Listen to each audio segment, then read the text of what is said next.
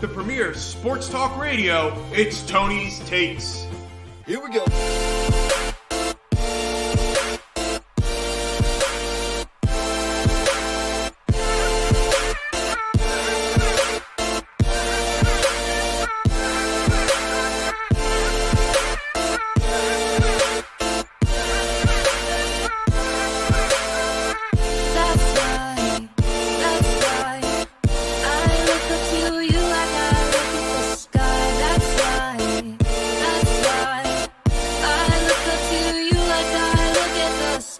Welcome back to another great episode of Tony's Takes, live right here on YouTube for the best show in sports talk radio. And of course, I am not alone in the studio. Sitting next to me is my co-host, Jimmy D. Jim Jam. How are you? It's good to be back, Tony. I'm so excited to be here. Oh, I'm glad you could finally make it. Yeah, I mean, we didn't have any, bad road conditions tonight. It was beautiful out. It was clear. We're in the 50-degree weather. It's so nice. You know you're going to get that snow in March, Don't. though. That one little dusting in March, it's going to happen. Don't say it. And of course, well, not of course, we've got a couple exciting things going on. And the first thing I got to do is introduce, that's right, the former producer of Tony's Takes, Tommy Higley. Tommy, thank you for coming out to New Jersey and coming on to the show. Really do appreciate it. Thank you. Yeah, made the trek across the river. Happy to be here. Paid the toll? Not yet. On the way back. Oh, yes. Sorry. Phil Murphy gets you on your way out. Yeah, exactly. But, we are all happy to have you on here. So let's get the fake cheering going on for Thomas. So really appreciate it. And Tommy's here to talk about one thing and one thing only. And that's the great St. Joe's basketball. But before we get into that, I'm going to let everyone climb into the live stream. And if you're here for the first time, please make sure to subscribe to the show and double-click the notification bell. That way you get notified every time we go live. And follow us on Twitter at Tonys_takes. And of course, as standard procedure here on Tony's Takes, if you put your take in the chat, Jim Jam will probably read it or I will read it. And we'll answer your question, or we'll get to your point. We always read the chat. We always appreciate the fans of Tony's Takes being a little interactive. That's why we went to the live platform over the standard podcast. Also, we have a caller calling in today, Sam, who follows me on Twitter. Big St. Joe's fan. I actually reached out to him, and he's a great guy. He's going to call in. He agreed to do it. I love that he's going to call in, and we're going to talk about St. Joe's, what he thinks. He's a very big presence on St. Joe's Twitter, talking about the future of the program. But without further ado, Tommy, are you ready to tell the people what your thoughts are? I am. Okay, before let's have you do your monologue, and then we're going to do this St. Joe's Dayton game, okay? All right. Sounds good. Floor is yours. Here we go. So basically, I've grown up a St. Joe's fan my entire life. My parents both went there, met there. So growing up, my dad had season tickets, went to games. Everything sports related for myself was solely centered around St. Joe's. Going to constant games. I was at the Elite Eight game when John Lucas hit that dagger shot to send St. Joe's home. Was able to live through the Jameer era, the undefeated season, and then from there, just loved watching St. Joe's basketball. So that's sort of my background. Obviously, we all went to school there, and Tony has graciously started this podcast and evolved it around St. Joseph's basketball. So, as we all know, for some reason, we're still talking about the one and only Phil Martelli, and I just wanted to set a few things straight there. So since 2004, did some number crunching since we're a numbers podcast or show, right, Tony? That is absolutely correct. I was a math major. Continue. So since 2004, in the 16 years that Phil was a head coach at St. Joseph's University, he appeared in only 3 NCAA tournaments to capitalize on that great run with only 1 win. Going back to the A10 record, over that 16-year stretch, 127 and 123, 50%. And you take that back just 10 years since 2008, 77 and 93, 45%. So what happened? Phil got comfortable. He thought he could ride coattails forever. He thought he could ride that incredible run. He didn't see himself as an ambassador of the university. He thought he was bigger than the institution itself. That led to lazy scheduling, half-hearted recruitment, lack of player development. And when you do this over a 16-year period, you can't sustain that. So when Jill comes in 2019, I believe, to finally break up the boys' club at St. Joe's with Don DeJulia himself, she sees a mediocre program with below-average facilities, below-average amenities for athletes, and what funds the St. Joe's athletic program the most? That is the basketball program. On top of that, there's so many unmet basic needs that we all realize as athletes. If you don't remember those feedback sheets we used to fill out at the end of the year? They'd bring you into the gym, and you'd put one on your lap, and then you'd try to fill it out without puncturing the paper with your pen. And right? then we all remember that. And then I think about an hour later, they threw them in the trash and didn't read a single one. Probably. But Jill actually read those, and I know Tony was there for this. The first time she talked to the team, she said how she read the reports, and what did she give us? Chalky milk. You would have thought she cured cancer. I mean...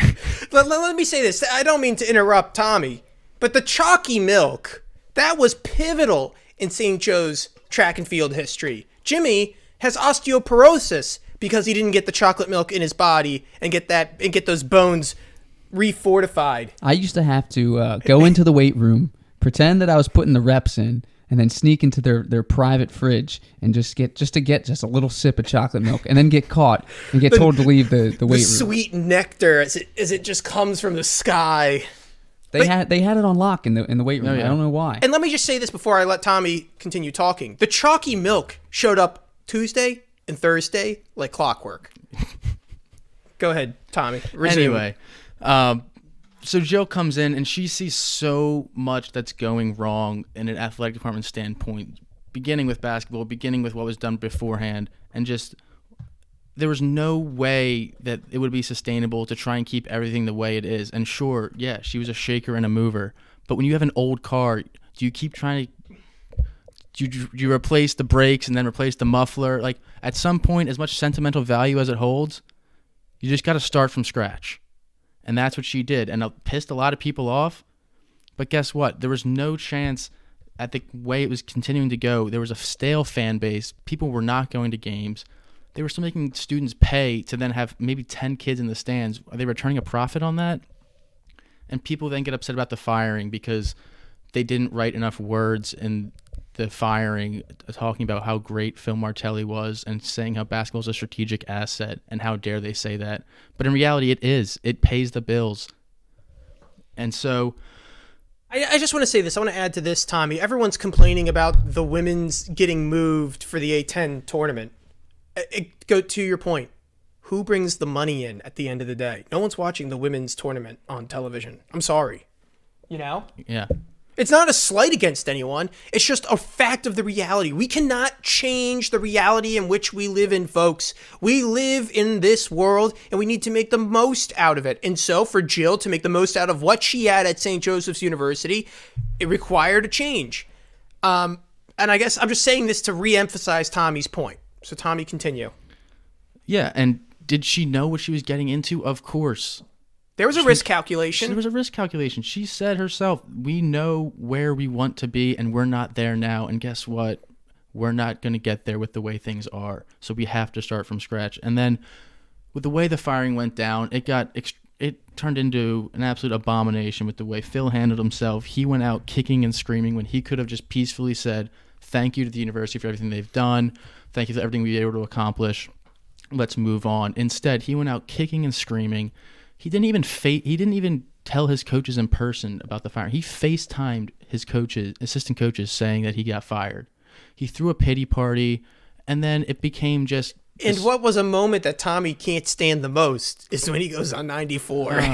He talks about how he's at his own funeral, and then it just turns into this social media trend where everyone from ESPN to the Inquirer to whatever major news network, it was a requirement to write... Newsmax, OANN, they all showed up.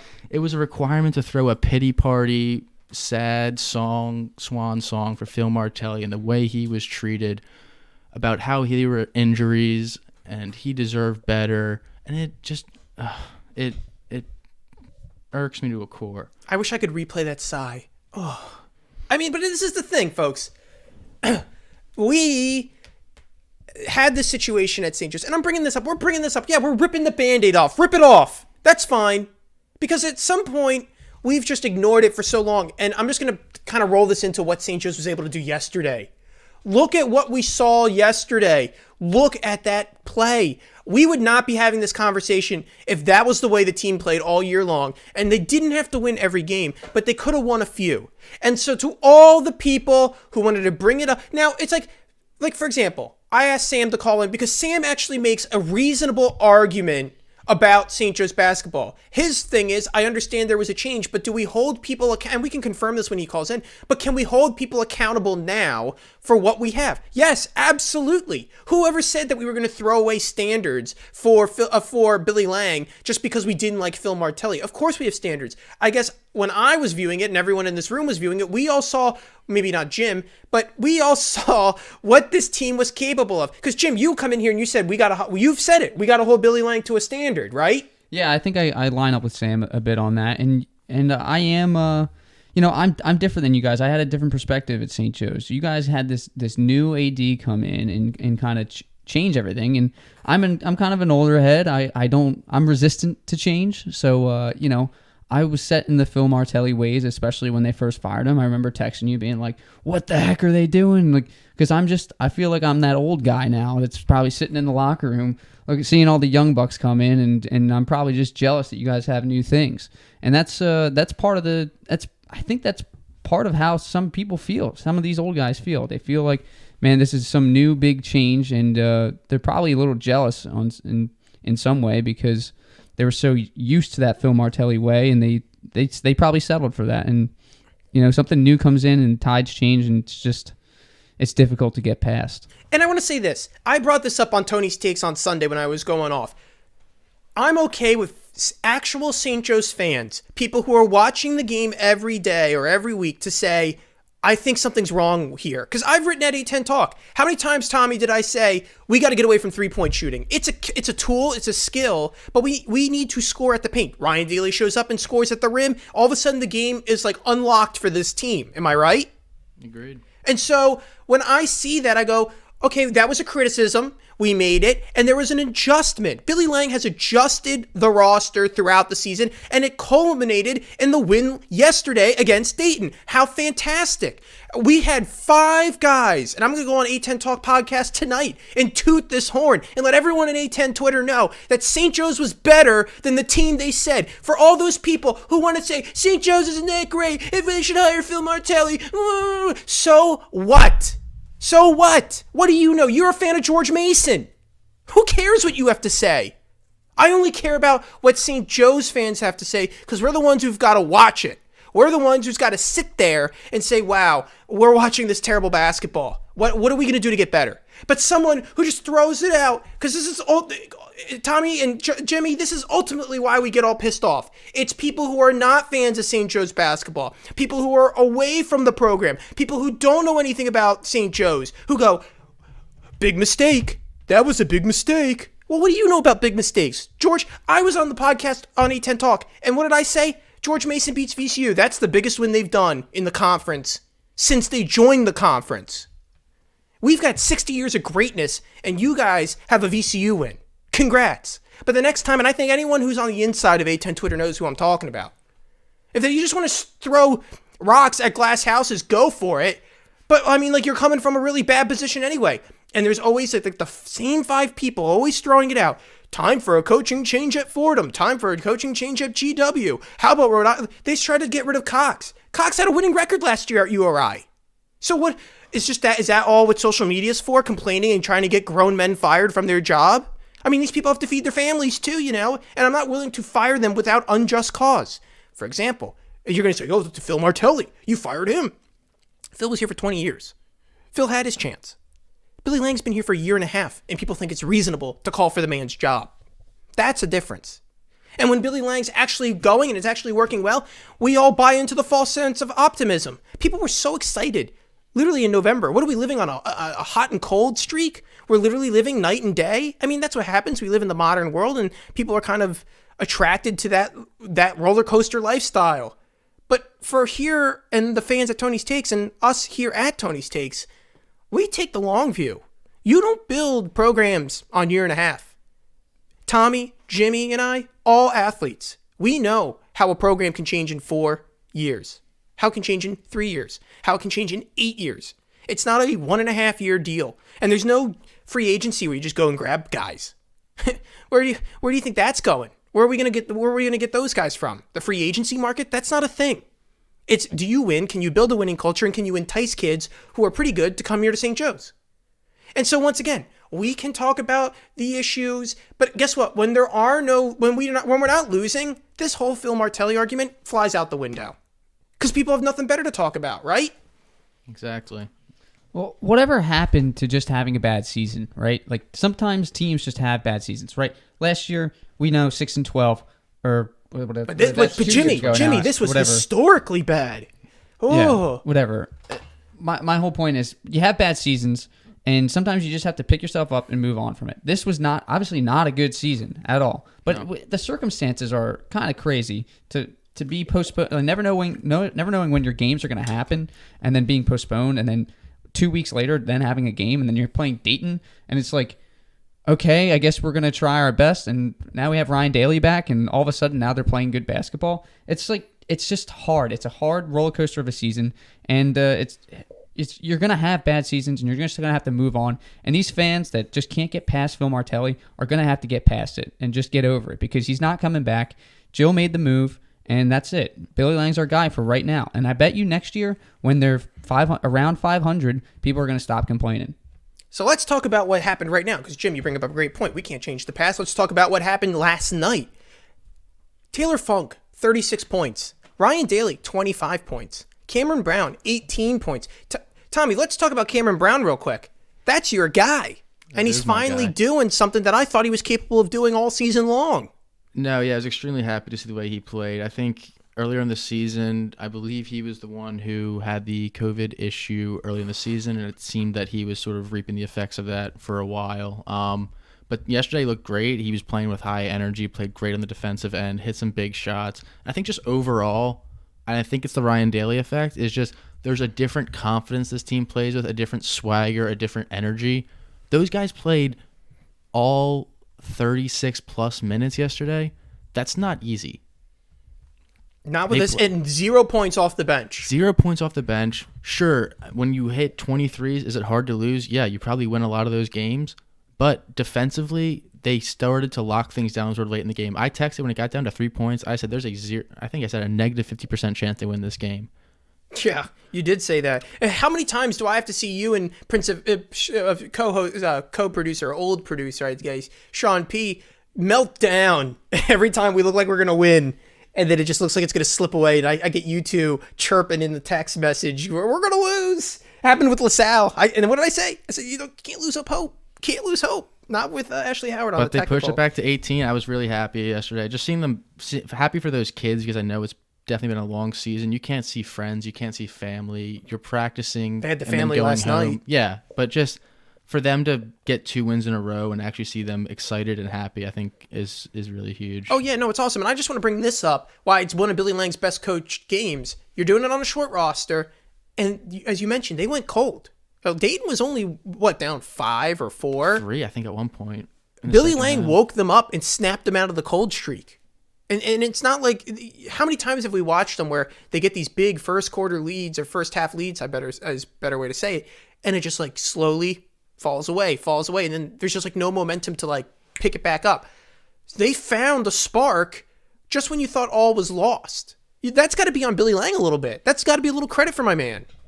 I think so, and I think just having Daly there, you have a guy that you know can get you a bucket when needed, and he and Funk had 2 huge threes, and then all of a sudden Hall hits one, and it's back to 9 points, and then they're back playing comfortable again. I think they boxed out really well defensively. They only had let up 7 offensive rebounds, so I think it was just really, really great win. Glad they can extend this, and I'm looking forward to Monday now. Yeah, okay, so now we got our caller calling in.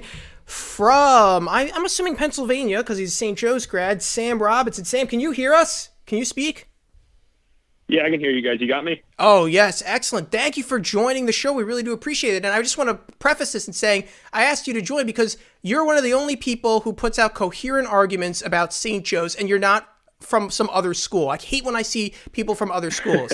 At least you have a vested interest in this program. But let's just cut to the chase. What did you think about that win last night?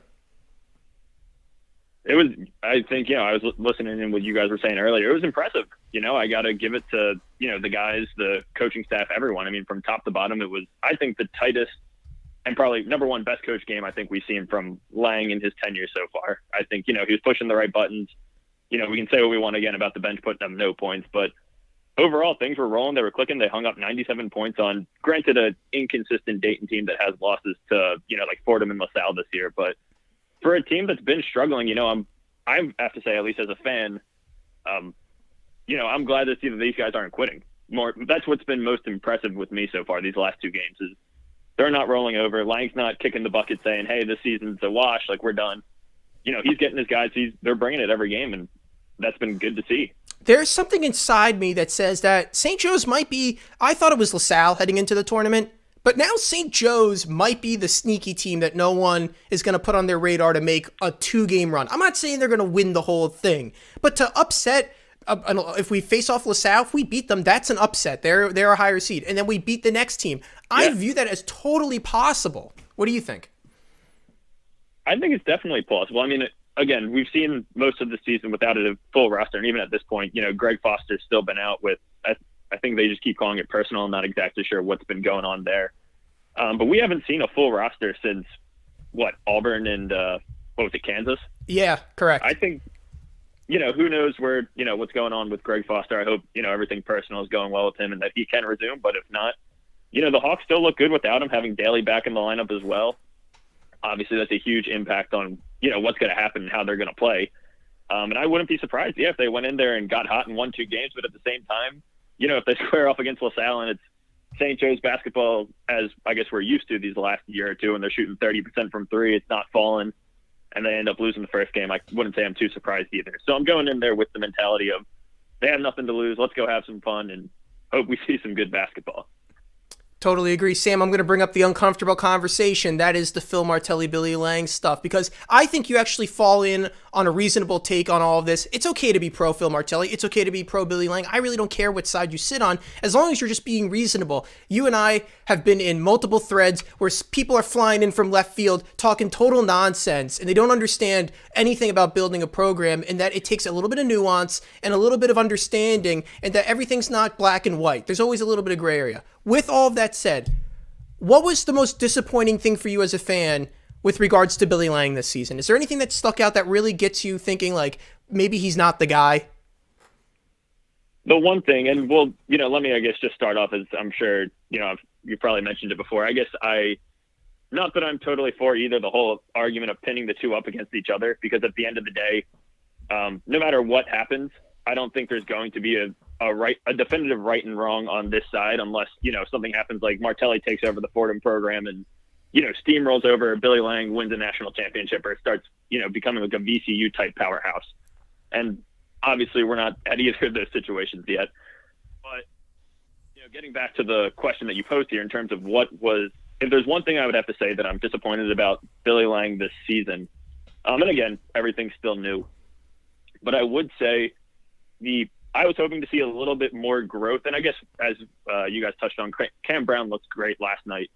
But the development of a guy like Cam Brown or Ramir Moore, who had really, at least to me, surprisingly strong freshman campaigns, I was really impressed. I was still a student last year, so I got the student section view of watching those guys do their thing. And they came out and surprised me with their freshman year. And I was really hoping to see both of them look a little bit, I guess, elevated to that next level. And they really more or less look like the same players this year, which isn't a bad thing. Like I said, they're solid pieces, but I was kind of hoping to see them rise into the, hey, maybe they're, on the fringe of an All-Atlantic, honorable mention. Yeah, no, I agree. I think me and Tommy had talked about this off air.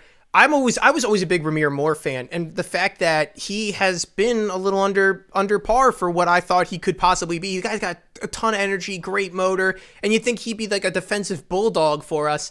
And we saw the defense. We know exactly what the St. Joe's defense is capable of. It's absolutely nothing, unless they're really locked down and focused. But I'm glad that you put a little thing on that. I don't want to put words in your mouth, and you said it for yourself. You don't want to pin these guys up against each other, and I totally agree. But I want to say this: how did you make you feel if I told you I was the only liked tweet by Phil Martelli to this day? Notification came through yesterday. He liked one of my tweets. I think it's vindication. I think he's listening to Tony's takes. There he is. That's certainly impressive. That's something I haven't been keeping track of, but. What was the tweet? It was just the Gola fellas. It was the podcast I did with them. He's listening. He listens in on the Big Five rivalries. Sam, one last question. Yeah, he is. One last question before we let you go. Do you have St. Joe's beating Richmond on? I think it's Monday, right, fellas? Is it Monday? Monday. Yeah, Monday. Do you have them beating them on Monday? I wish I could say I could, but I think that Richmond team, and I haven't been watching too much of them recently, but just stats tracking on ESPN and things like that. I think that team's too good. I think most importantly, I don't think we have the front court to sustain someone like Grant Golden. I mean, he's an absolute beast. We've all, seen the film, but that's where I think will be the downfall unless, somehow Anthony Longpre can put together his most spectacular game if he's even active. But I think that's the biggest thing.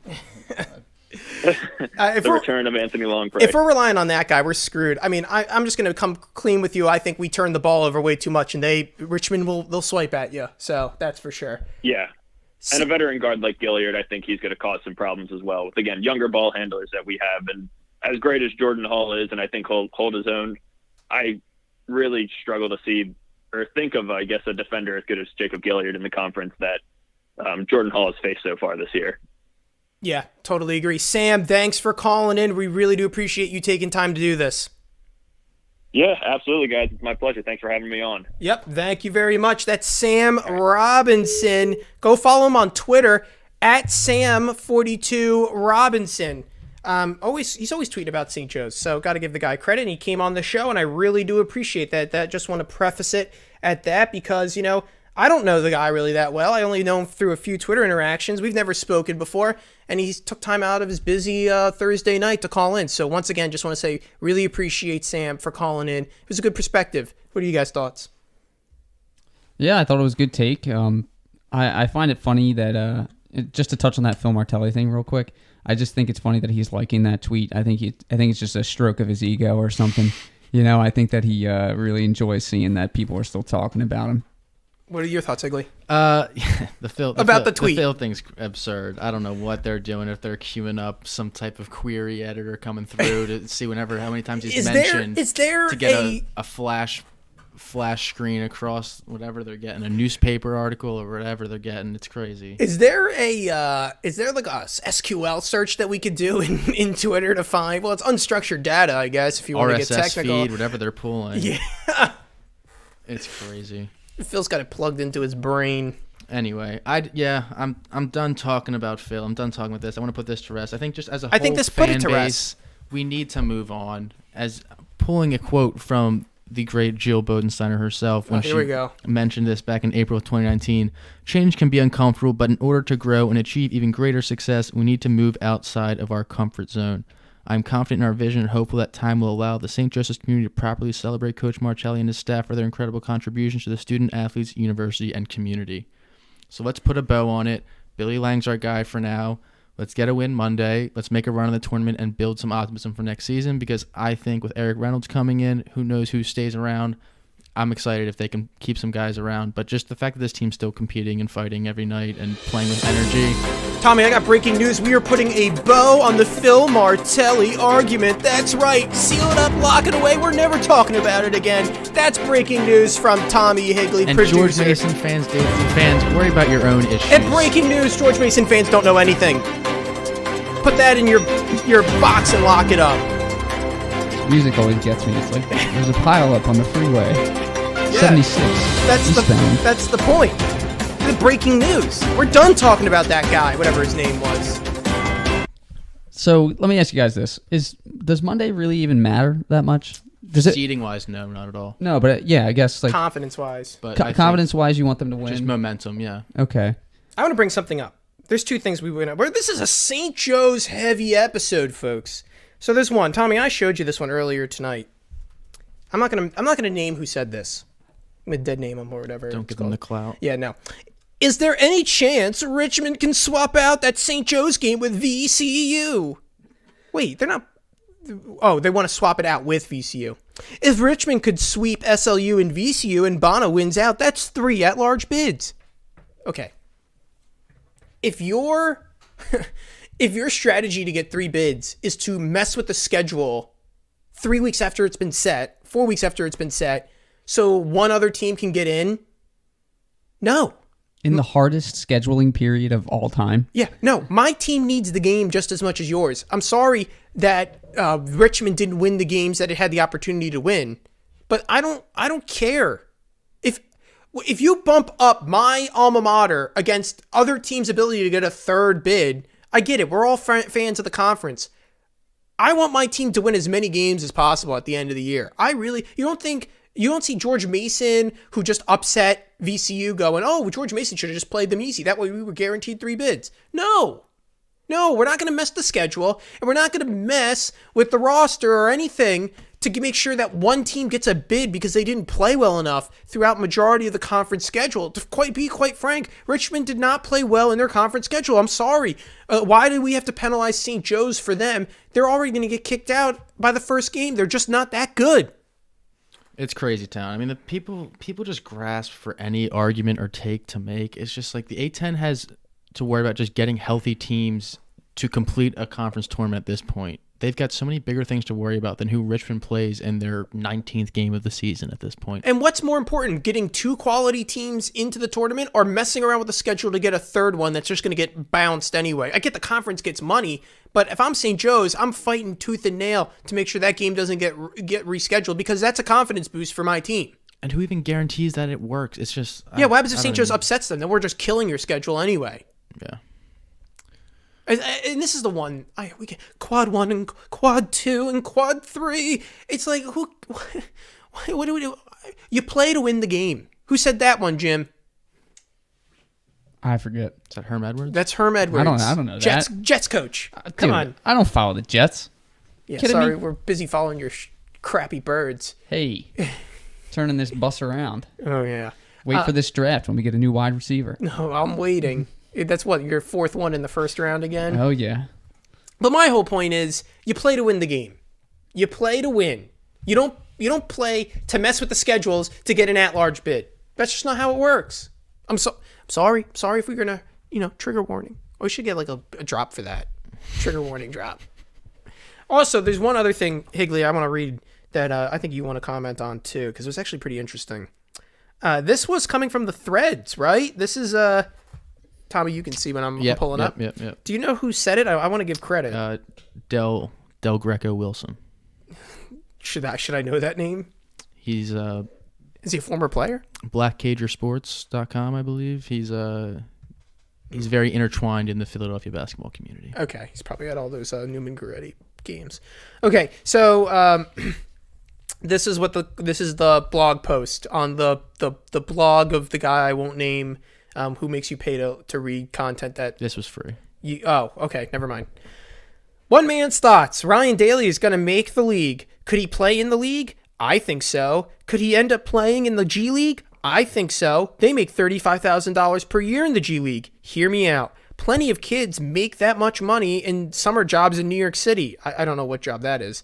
Someone should make sure Ryan makes as much as a G League player this summer. Ryan might then think, if I come back, we would be pretty good. I need to make sure Hall and Funk come back with me. The fact that Hall is a question of coming back is concerning. We'll have Reynolds. Tracy and Cam have helped. Bishop's here. We'll be okay. If we get lucky and a kid like, say, John Horror or Kudus Wahab as a transfer, maybe we're top 20, 25.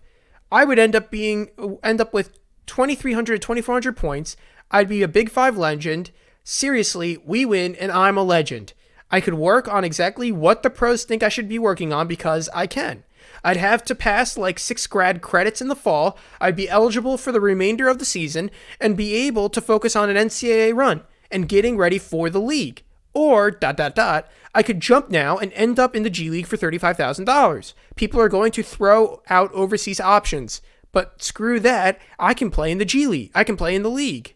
The question is, do I prepare to ultimately play in the NBA in Reno, Nevada, or at 54th and City Ave on my way to a legendary status? The money is not the question, because the SJU community stepped up and made sure I had a job with compensation comparable to a G League deal.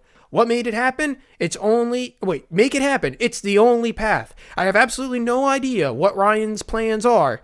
I just shared what I think you guys should do. So you want us to bribe a player to keep him? Let me just rephrase. We should pay Ryan Daly money to keep him from going to the G League because he thinks he's going to the pros. And look, I don't want to squash a man's dreams, but put me in the camp where I don't think he's an NBA player. He's too short. Now, people go, oh, Tony, that's not realistic. And look how he catches that ball and yesterday he had that awesome catch at his waist and threw it up in. But you saw what happened against Kansas and against other teams that were actually big and have NBA talent. He does struggle to get to the rim against those teams. So, I mean, I don't mean to... He could go out there tomorrow and be an NBA player. That's fine. I mean, prove me wrong. I want you to be successful. I just have my doubts. I mean, he's going to be a professional basketball player regardless. Correct. But I think the biggest thing he missed out on last year, and just in general, if you put him one-on-one against anybody in a type of clinic setting or a type of tryout setting, dude's an absolute competitor and a gamer, and he can probably take anybody one-on-one. But I think the point of that is if he decides to come back, which I don't know, I'm not like writing it off completely because he wasn't supposed to come back from this injury this year, and he came back and put up 31 and 26 and is having fun. He's yelling at his mom that he's not tired after the game after playing 39 minutes. He's an absolute competitor. I think he loves the school. He loves playing basketball there. And if he can come back, and they talk about bringing Hall and Funk back as a trio, bringing in Reynolds, adding a grad transfer, adding a big, adding another class of 2021, I think it changes completely what this team could be versus what it was the past 2 years. But obviously we're in that super optimistic, outlandish thinking. That was big time outlandish thinking. But I mean, look. But it's possible. Yeah, no, I'm not saying it is. And he could just come back without the money. Who says that he needs the money?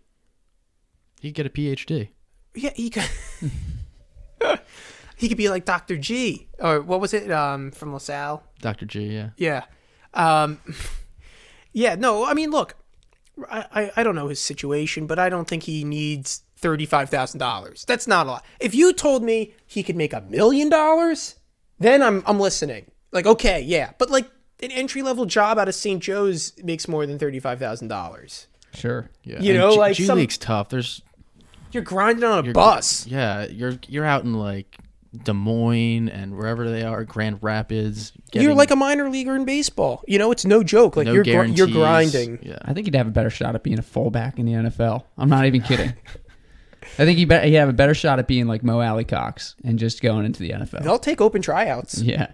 I mean, the kid is, I mean, he's built like a fullback or like a running back. He's not built like a basketball player when I watch him play. Yeah. So, I don't know. That's a crazy idea, I know. But I'm just saying, I don't see him being like playing in the VCU, NBA. bringing up Mo Alley Cox. Oh, yeah. I mean, that was back in the day. I remember VCU in Hagen Arena. I was taking him down. That was amazing. I just want to bring this back. I miss those days. The year that we were actually good, 2015, 2016, when we beat Dayton when they were ranked, and it was just like, oh, we beat Dayton again. Like, they can't play us.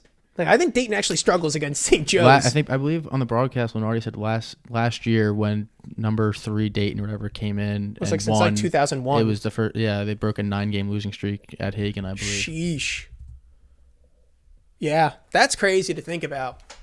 If you're in the chat, please make sure to give us your take. Steven Daniels goes, wait, Tony, don't talk S on my Eagles, Karen.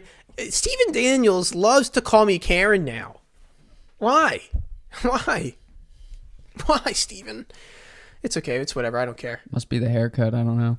Who, my haircut? Yeah, you got that bob cut going, don't you? Yeah.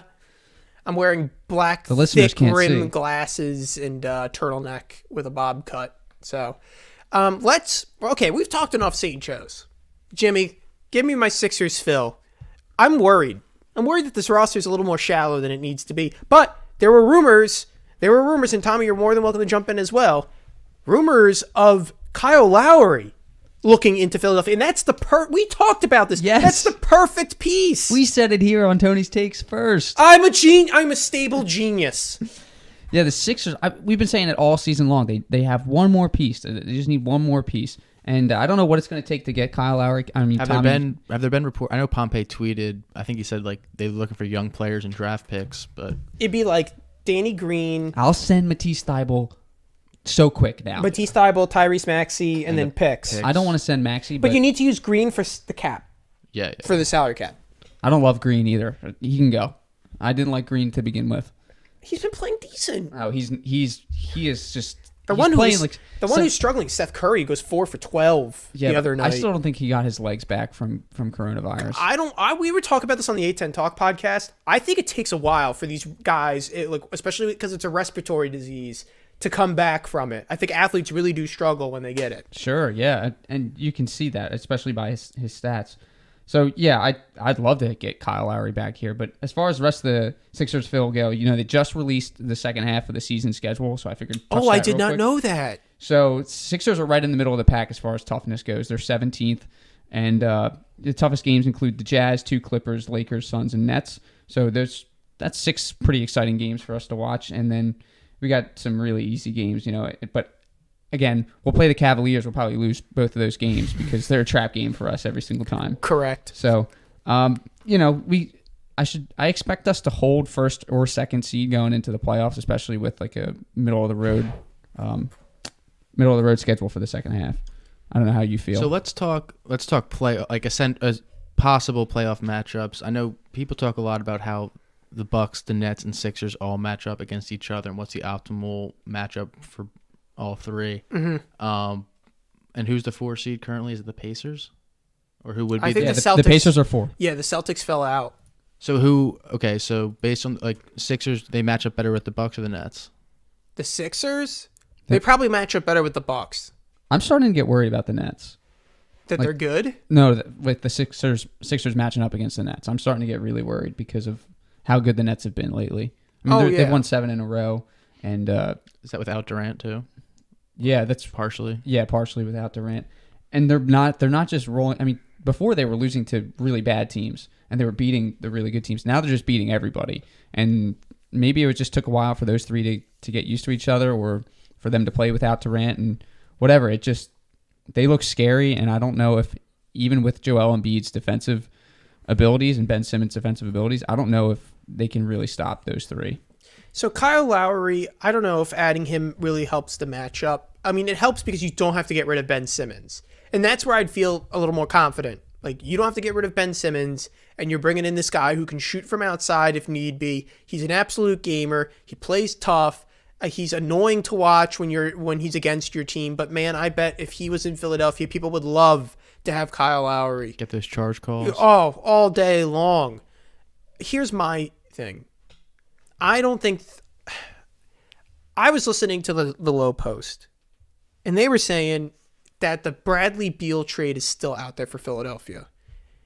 And I don't know. I don't know if the math adds up. If you get rid of Ben Simmons for Bradley Beal, well, you still need more pieces around that team. The Nets are an issue. I think it's literally the Sixers can beat the Nets if the Nets have a Miami Heat glitch, kind of like how Miami glitched against the Mavericks back in 2011. Very possible to happen.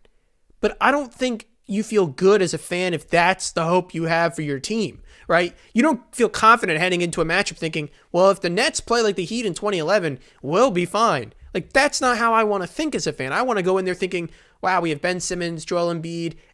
I just don't know. I don't know. We're just like one piece away. And it really goes back to the Tobias Harris tying up all this money. That's really the issue. Totally. I think another weird thing with the East, the Celtics, they lost again last night, right? They are outside the playoff window. I mean, I know Tatum is definitely feeling the effects of COVID as well, but that's a weird sort of spiraling out, is it not? Well, it just goes to show that having a good wing player in Gordon Hayward actually does matter. Having a good center in Al Horford does matter. And when you know that you have guys on the roster who think that they could be traded at any moment, because that's what Danny Ainge will do for the next, marginally better player, that messes with guys' heads. You don't feel good when that happens. How do you as a player lace up every day thinking I might get traded because of the way Danny Ainge treated his assets on the team? Turns out players actually kind of revolt against that.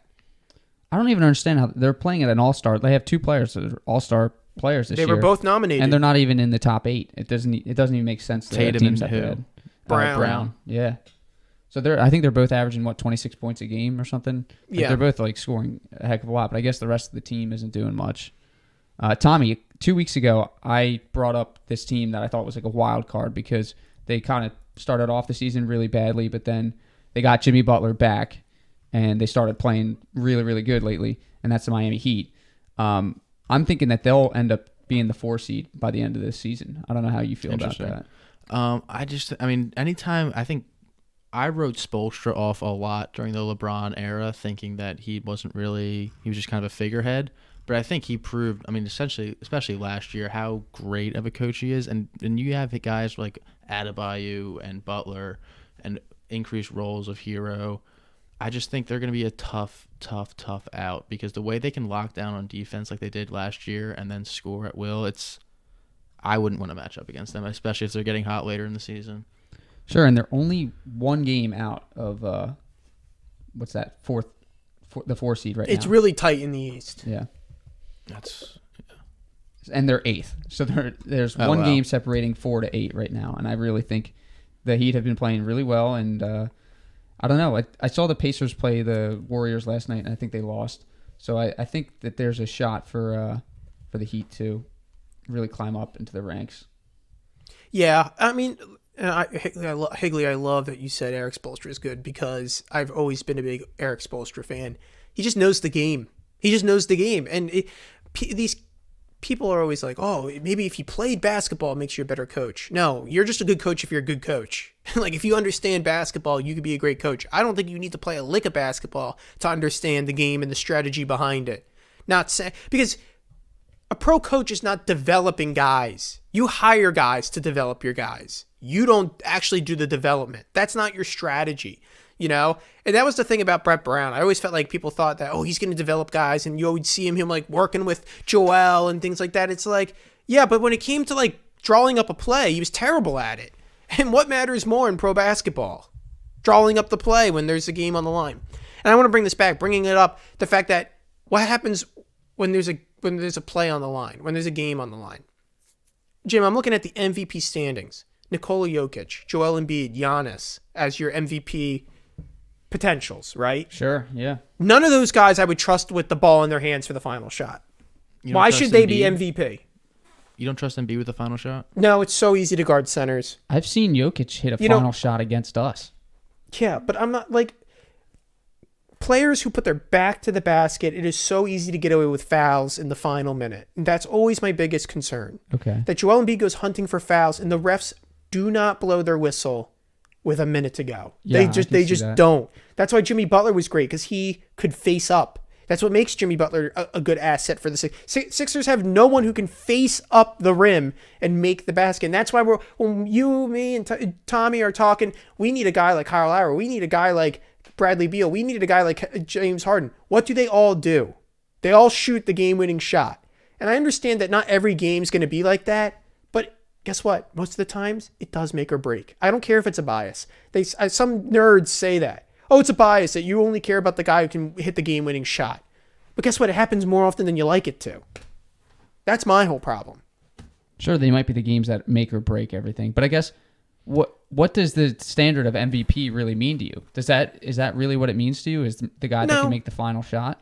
I think it's more than a final shot. I think it's more just last 2 minutes of a game. Who's going to go get you a bucket?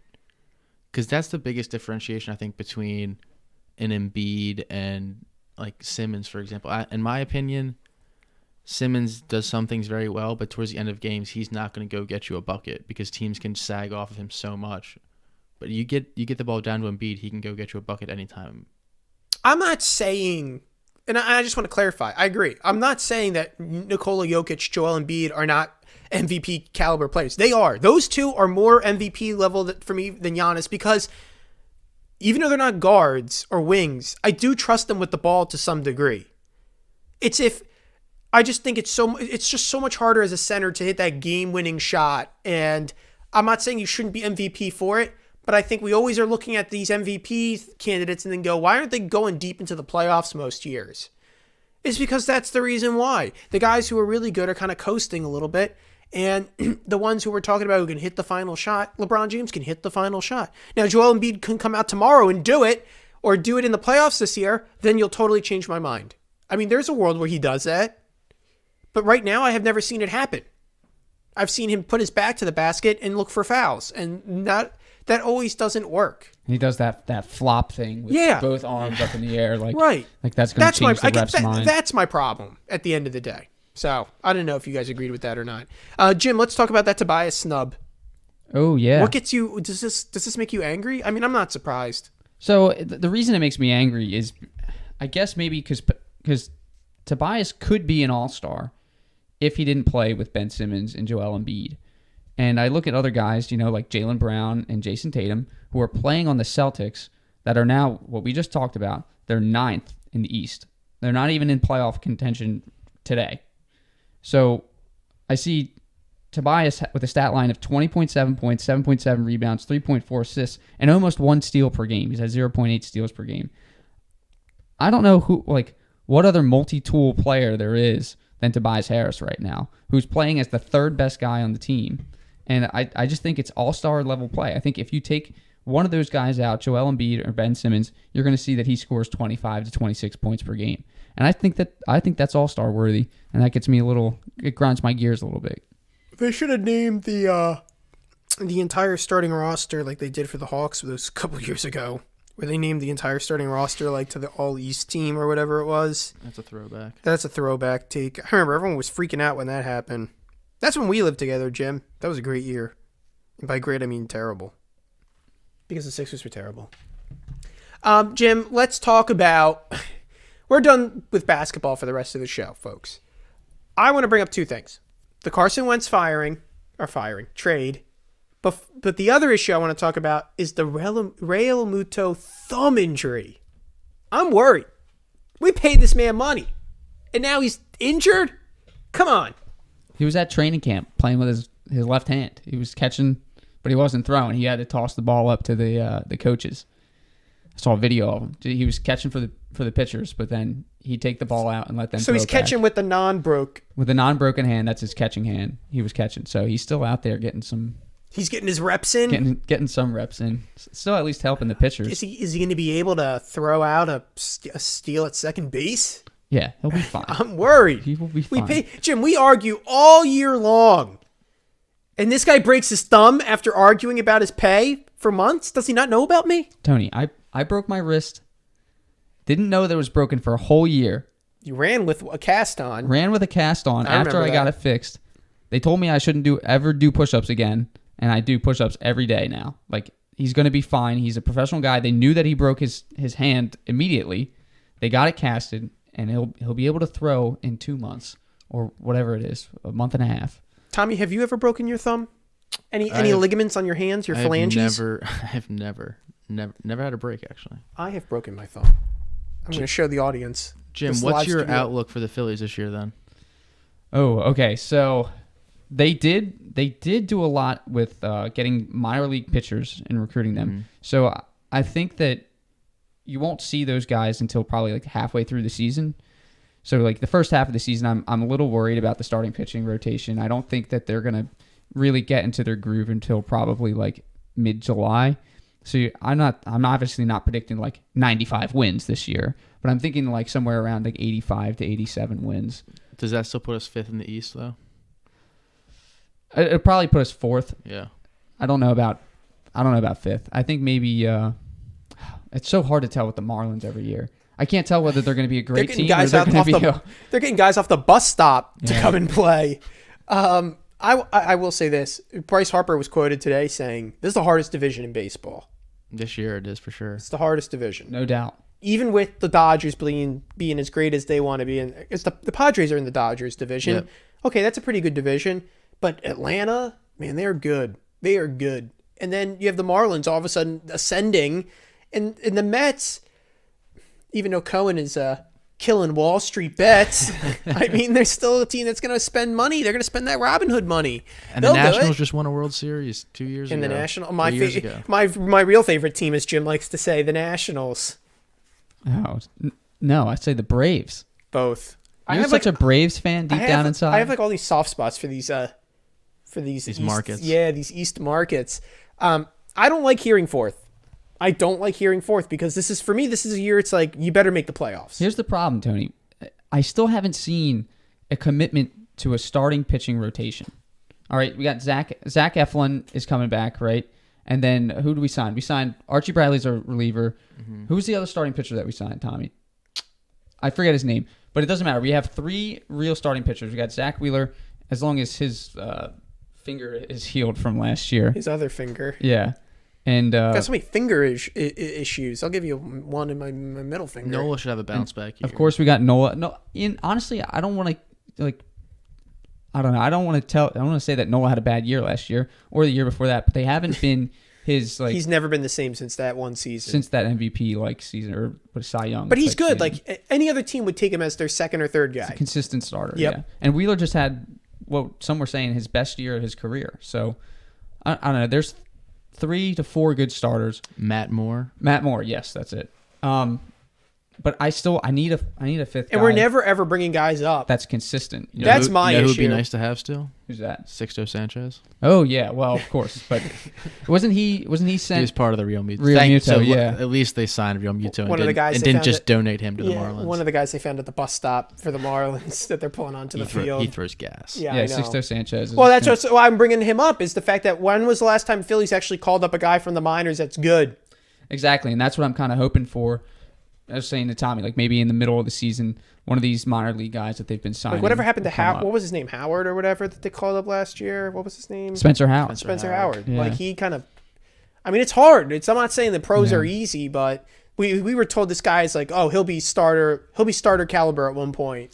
I hope so, and that's another thing that we can kind of hope for is that some of these guys will turn out to be what we hope they would be, but there needs to be consistency on offense. That team goes into way too many slumps all at the same time. With the big bats that you would expect them to have, it's one of the better lineups in baseball. It's home run or bust. It just seems. But that's the entire league is home run or bust. Oh no, it's totally shifted. And I think you'll get a better year out of Andrew McCutchen this year, especially because last year he was coming off of the ACL tear. He's an older guy, and I don't know. I think that'll help, but I don't see them winning more than 90 games. We're playing 162 this year too, right? Yeah, and did the playoff format go back to the regular, or is it still the 7 teams? Yeah, I don't know. I don't know. They'll probably keep it the same, I think. Steven Daniels goes. They like that, I think. Wasn't Howard's first pitch a home run ball? Yes, it was. I forget who hit the home run off of him, but it was. I believe it was. I remember watching that in the summer. I love baseball. I can't wait for summer. I love watching baseball in the summer. It's just like one of those great laid-back activities. You drink a Michelob Ultra. Eat a hot dog. The Michael Fair hot dog. Boil it.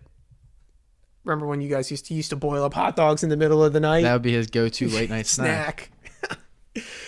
Okay, that does it for Tony's Takes. That's been an hour of the show, and we really do appreciate everyone for tuning in. I want to thank Sam personally for calling in. We really do appreciate it. Tommy, thanks for driving in from Delaware. We really had a good time. Glad you could come. Thanks for having me. Look forward to donating to Phil Murphy on the way out. Oh, gosh. Happy to tie the bow. Let's move on, everybody. Yeah, don't stop at the... Today they made the drugs legal in Jersey, so who knows what's going on in the streets. Jim, thanks for coming in. Really do appreciate it. Of course, Tony. Anytime the roads are clear, I'll be here. Yeah, so no more snow, no more March snow, please. And for all of you out there listening to Tony's Takes, thanks for tuning in. Please make sure to subscribe to the show. If you're listening to us on YouTube, double-click the notification bell. That way you get notified every time we go live. And, of course, if you're not listening to us on YouTube, you're probably listening to us on Apple Podcast. If you're there, make sure to leave a 5-star review. And if you write your review with your 5-star review, we read it on the show. That's a Tony guarantee. please email the mailbag, tonystakes.1851@gmail.com. That's tonystakes.1851@gmail.com. All takes, questions, and opinions get read on the show. And of course, follow us on Twitter at Tonys_takes. Once again, that's at Tonys_takes. That way you get notified and get all the latest information about the show. Well, for us at Tony's Takes, we want to thank everyone for tuning in. We look forward to seeing everyone next week right here on YouTube. This has been Tony's Takes, and of course, the Hawk will never die. The premier sports talk radio, it's Tony's Takes. Here we go.